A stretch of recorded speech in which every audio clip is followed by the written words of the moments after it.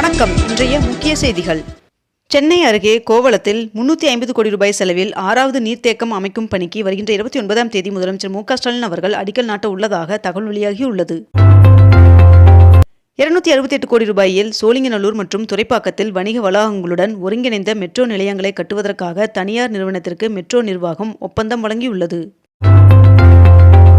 Chennai OMCA மைதானத்தில் ஜனவரி 8ஆம் தேதி முதலமைச்சர் மு.க. ஸ்டாலின் அவர்கள் புத்தக காட்சியை தொடங்கி வைக்க உள்ளார் என்று தகவல் வெளியாகியுள்ளது.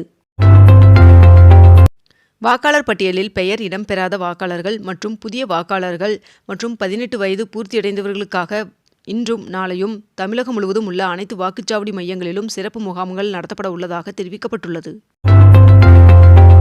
22 கேரட் ஆபணம் தங்கத்தின் விலை சவரனுக்கு 160 ரூபாய் அதிகரித்து ஒரு சவரன் 99,200 ரூபாயாகவும் 1 கிராம் 12,400 ரூபாய்க்கும் விற்பனை செய்யப்பட்டு வருகிறது. இதனைத் தொடர்ந்து 1 கிராம் வெள்ளியின் விலை கிராமிற்கு 5 ரூபாய் அதிகரித்து 1 கிராம் வெள்ளி 226 ரூபாய்க்கு விற்பனை செய்யப்பட்டு வருகிறது. 2 நாள் பயணமாக முதலமைச்சர் மு.க. ஸ்டாலின் அவர்கள் நெல்லை புறப்பட்டார். சென்னை பெசட் நகர் கடற்கரையில் மகளிர் சுய உதவிக் குழுக்களின் உணவுத் திருவிழா நாளை தொடங்கி வருகின்ற டிசம்பர் 24ஆம் தேதி வரை நடைபெற உள்ளதாக தெரிவிக்கப்பட்டுள்ளது. திருவள்ளூரில் மாவட்ட வேலைவாய்ப்பு மற்றும் தொழில்நெறி வழிகாட்டு மையம் சார்பில் இன்று தனியார் துறை வேலைவாய்ப்பு முகாம் நடைபெற உள்ளதாக தெரிவிக்கப்பட்டுள்ளது. டாக்காவில் தற்காலிகமாக மூடப்பட்ட இந்திய விசா சேவை மையம் நேற்று முதல் மீண்டும் திறக்கப்பட்டது. 2024-25ஆம் நிதியாண்டிற்கான வருமான வரி அறிக்கையை இதுவரை தாக்கல் செய்யாதவர்கள் டிசம்பர் 31ஆம் தேதிக்குள் அவசியமாக தாக்கல் செய்ய வேண்டும் என்று தெரிவிக்கப்பட்டுள்ளது. 98% பொருட்களுக்கு வரி விலக்கு தொடர்பாக இந்தியா ஓமன் இடையே தடையற்ற வர்த்தக ஒப்பந்தம் கையெழுத்தானது. பிரதமர் நரேந்திர மோடி அவர்கள் 2 நாள் பயணமாக மேற்கு வங்கம் மற்றும் அசாம் மாநிலத்திற்கு செல்வதாக தகவல் வெளியாகியுள்ளது.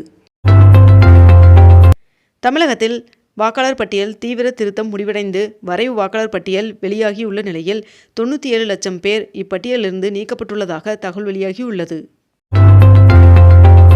இன்று முதல் வருகின்ற ஜனவரி 18ஆம் தேதி வரை புதிய வாக்காளர்களுக்கான படிவம் 6 விநியோகம் செய்யப்படும் என்று சென்னை மாநகராட்சி ஆணையர் தெரிவித்துள்ளார். நேற்று அனுமன் ஜெயந்தி கோலாகலமாக நாமக்கல் ஆஞ்சநேயர் கோவிலில் கொண்டாடப்பட்டது. இருதய இடையீட்டு சிகிச்சைகள் வெற்றிகரமாக நடைபெற்றதை அடுத்து அமைச்சர் மா. சுப்பிரமணியன் அவர்கள் பாராட்டு தெரிவித்துள்ளார். ஓசூரில் வருகின்ற 27ஆம் தேதி காவேரி கூக்குரல் சார்பில் ஒரு முறை நடவு ஆயுள் முழுவதும் வரவு கருத்தரங்கு நடைபெற உள்ளது. இராணுவத்துறையில் வீர மரணமடைந்த படை வீரரின் வாரிசிற்கு கருணை தொகை வழங்கினார் அமைச்சர் கயல்விழி செல்வராஜ் அவர்கள். சென்னை சோழிங்கநல்லூர் மற்றும் துறைப்பாக்கம் மெட்ரோ நிலையங்களில் வணிக வளாகங்களுடன் ஒருங்கிணைந்த நுழைவு மற்றும் வெளியேறும் கட்டமைப்புகளை வடிவமைத்து கட்டுவதற்கான ஒப்பந்தம் வழங்கப்பட்டுள்ளது. அரசு ஊழியர்கள் மற்றும் ஆசிரியர்கள் சங்க நிர்வாகிகளுடன் டிசம்பர் 22ஆம் தேதியன்று அமைச்சர்கள் பேச்சுவார்த்தை நடத்த உள்ளனர் என்று தகவல் வெளியாகியுள்ளது. விவேகானந்தர் மண்டபத்திற்கு செல்ல தற்காலிகமாக படகு சேவை ரத்து செய்யப்பட்டுள்ளதாக தகவல் வெளியாகியுள்ளது. சென்னையில் மேலும் 125 மின்சார பேருந்து சேவையை துணை முதல்வர் உதயநிதி ஸ்டாலின் அவர்கள் தொடங்கி வைத்தார். அரசியல் கட்சிகளின் பொதுக்கூட்டங்கள் பேரணி உள்ளிட்டவற்றிற்கான வழிகாட்டு நெறிமுறைகள் ஜனவரி 5ஆம் தேதிக்குள் வெளியிட தமிழ்நாடு அரசிற்கு சென்னை உயர்நீதிமன்றம் உத்தரவிட்டுள்ளது. தமிழகத்தில் வருகின்ற 4 நாட்களுக்கு வறண்ட வானிலை நிலவும் என்று வானிலை மையம் தகவல் தெரிவித்துள்ளது. சென்னை கிண்டியில் உள்ள ஒருங்கிணைந்த வேலைவாய்ப்பு அலுவலக வளாகத்தில் அனைத்து வேலைவாய்ப்பு மற்றும் தொழில்நெறி வழிகாட்டும் மையங்கள் சார்பாக இன்று தனியார் துறை வேலைவாய்ப்பு முகாம் நடைபெற உள்ளது.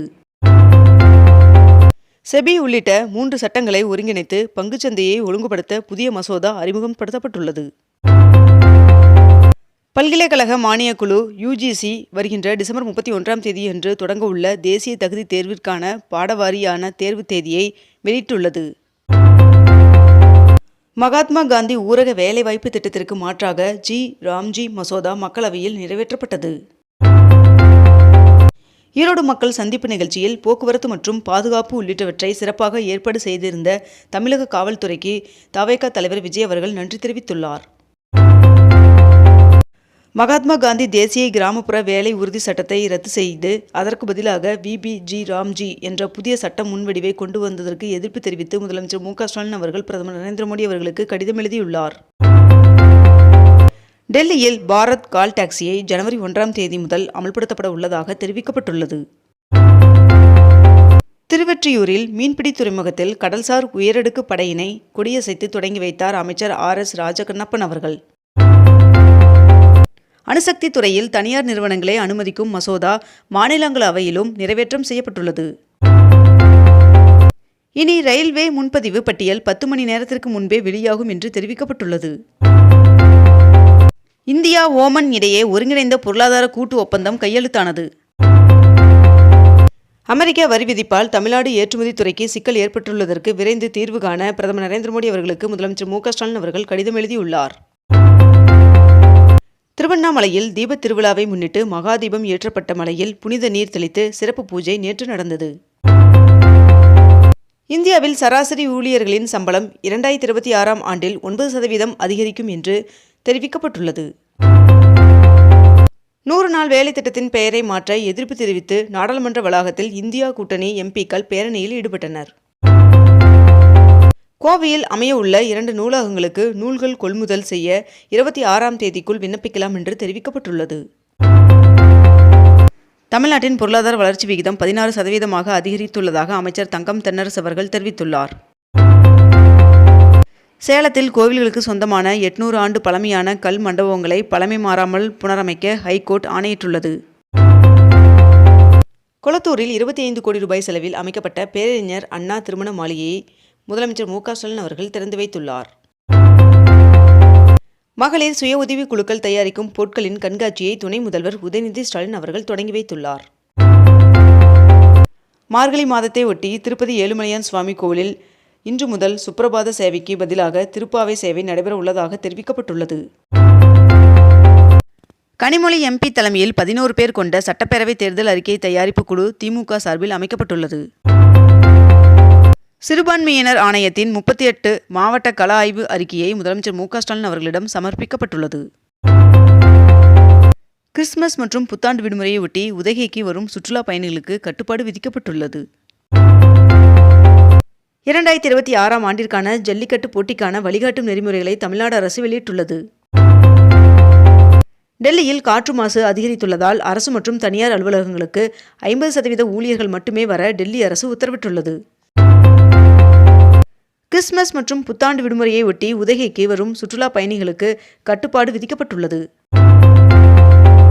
பெரியாறு அணையிலிருந்து இன்று முதல் 31ஆம் தேதி வரை 15 நாட்களுக்கு வினாடிக்கு 95 கன அடி வீதம் மொத்தம் 121 மில்லியன் கன அடிக்கு மிகாமல் தண்ணீர் திறந்துவிட அரசு ஆணையிட்டுள்ளது. இத்துடன் இன்றைய தலைப்புச் செய்திகள் நிறைவடைகின்றன. மேலும் இதுபோன்ற அண்மை தகவல்களை உடனுக்குடன் தெரிந்து கொள்ள அக்னிபூ சேனலை சப்ஸ்கிரைப் செய்து கொண்டு தொடர்ந்து இணைந்திருங்கள். நன்றி, வணக்கம்.